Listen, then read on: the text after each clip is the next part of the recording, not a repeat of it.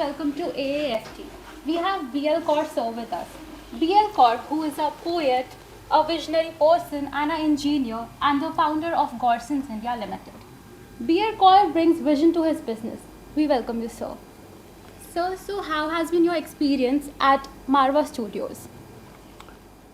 मैं समझता हूँ कि नॉर्दर्न इंडिया में मारवा स्टूडियो का कोई सानी नहीं है, मुकाबला नहीं है.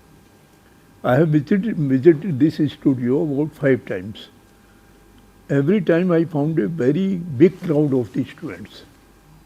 ये सारे हमारे भारत का भविष्य हैं, जो बच्चे मैं यहाँ देखता हूँ घूम रहे हैं, सारे में जितने भी अपने अपने क्षेत्र के अंदर ये एक वरीयता, एक अनुभव लेने के लिए यहाँ मारवा स्टूडियो आते हैं और यहाँ से जब ये कोर्स करके जाते हैं तो भारत के भविष्य में अपना योगदान देते हैं.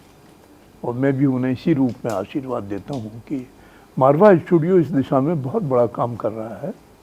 अभी मारवा जी की और भी बड़ी प्लानिंग है, उन्होंने अभी ज़मीन ली है, काफ़ी आगे भी इसका फैलाव वो बड़े रूप में करेंगे. सर, तो आपको किस चीज़ ने इंस्पायर किया राइटिंग करने के लिए? बेसिकली आप किस वजह से एंटर करें और आपको क्या मोटिवेटेड रखता है? आपका मतलब पोइट्री से है? हाँ जी. देखिए, पोइट्री में मेरा मानना यह है कि कोई वर्कशॉप दुनिया में ऐसी नहीं है जो कभी पैदा कर सके या कभी बना सके. ये जन्मजात होते हैं बीज. जो कविता के बीज हैं वो आदमी की आत्मा के अंदर होते हैं. ये अलग बात है कि परिस्थितियाँ किसी को पनपने देती हैं, किसी को नहीं पनप देती. कुछ जन्मजात ऐसे होते हैं जिनमें संवेदना नहीं होती है, वो नहीं होती है. लेकिन संवेदना ही एक ऐसी चीज है जो व्यक्ति को कवि बना देती है. हाँ जी. जी. सर, जैसे बहुत सारे बच्चे हैं हमारे कॉलेज में भी जो आगे जाके पोएट बनना चाह रहे हैं, पर कुछ ना कुछ चीज़ उन्हें ब्लॉक करती है, तो आप उन लोगों को क्या एडवाइस देना चाहोगे? उनको मैं समझता हूँ कि जैसे अगर मान लीजिए कविता के भाव हैं तो ज़रूरी नहीं वो एकदम बड़े कवि बन जाएं या बहुत बड़े साहित्यकार बन जाएं. उनकी भावनाएं जो उनके मन में आती हैं वो एक कागज़ पे लिख लें और फिर उसको मैं समझता हूँ उनके लिए मोक्षछंद रचना जो है वो शुरू में ठीक रहेगी.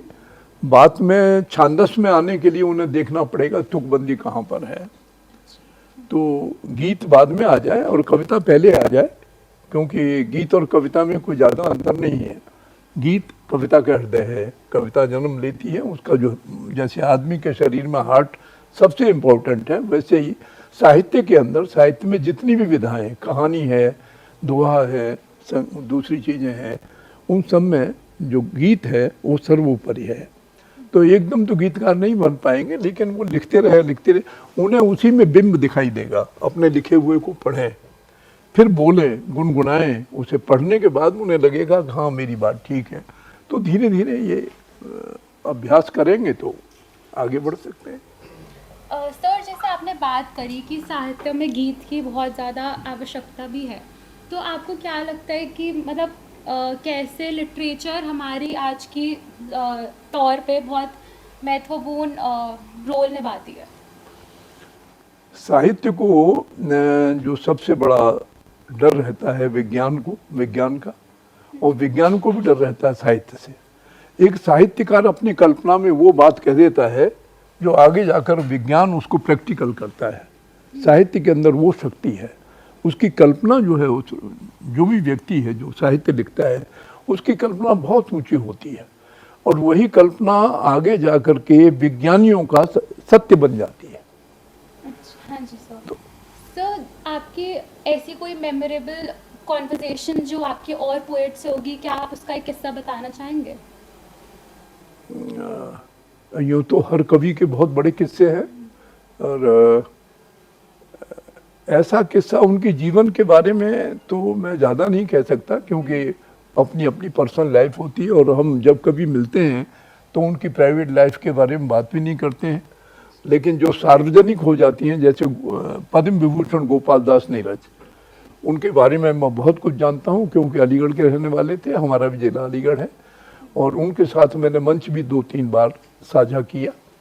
तो वो जन्मजात कवि थे मतलब उनकी पैदाइश में ये था कि वो हर बात को कविता में और गीत का रूप डाल देते थे। जिस तरह से जगजीत सिंह, उनके क्लास फेलो यहाँ भी बैठे हुए हैं सर, जगजीत सिंह जब उनकी मृत्यु हुई है उससे पहली शाम मेरे साथ थी। हम लोग साथ बैठे हुए थे, मैंने उनका सम्मान किया, उन्होंने उल्टा मेरा सम्मान किया। फिर वो अमेरिका गए और फिर मुझे नहीं मालूम कि डेथ अमेरिका में हुई या भारत में हुई। उसके बाद कोई कंसर्न इंडिया में नहीं हुआ उनका। तो वो जन्म जाति उनका, अभी आज शैलेंद्र जी से मैंने सुना कि जब क्लास में जाते तो कहते भाई आप लोग जाओ, तुम्हें आगे बढ़ना है, मैं तो मुझे तो अपना ये हारमोनियम और मेरी कविता जो है ये गजल मेरे साथ रहेगी। तो वो लोग जन्मजात होते हैं उस तरह से। अच्छा सर, तो आपको लगता है कि जितने भी कॉलेज के बच्चे हैं, जैसे हम हैं, फ्रेशर्स हैं, तो उनकी लाइफ में पोइट्री बहुत हेल्प करती है उन्हें इंटेलेक्चुअली ग्रो करवाने के लिए, तो उस पर आप क्या कहना चाहेंगे? मैं ये कहना चाहूँगा कि उन्हें अध्ययन करना चाहिए। उस अध्ययन में से बहुत सारी चीज़ें निकल के आती हैं। अगर मान लो कोई गज़ल कहना चाहता है, अच्छे गज़लकारों को पढ़ना चाहिए। अगर कोई गीत कहना चाहे तो इतने हमारे गीतकार हैं, उनको पढ़ना चाहिए। अब जैसे नीरज जी थे, उनकी तो बातचीत में ही गीत होता था। कारवां गुजर गया गुबार देखते रहे, मामूली सी बात, कारवां गुजर गया गुबार देखते रहे। तो अब इसी पर उनका गीत है, बहुत बड़ा गीत है। अच्छा सर, तो आपका ये पहला टाइम है कोई लिटरेरी फेस्टिवल अटेंड करते हुए?